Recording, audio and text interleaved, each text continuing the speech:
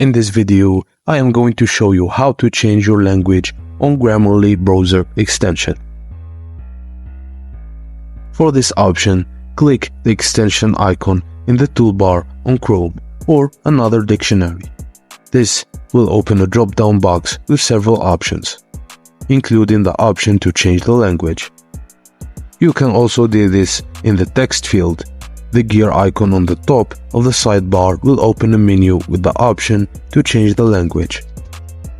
For Android devices, open the app and tap Grammarly settings. Then tap Language Preference and choose the appropriate dialect.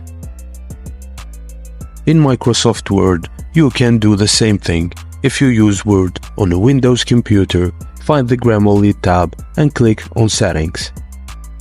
This location will show you the Language Preferences option. And if you are using the editor, then sign into your account, click Account, then Customize. Then Language. This is where you will find the I write in field, where you can select the appropriate type of English. And that's it, guys. Thank you for watching, and please don't forget to like and subscribe for more.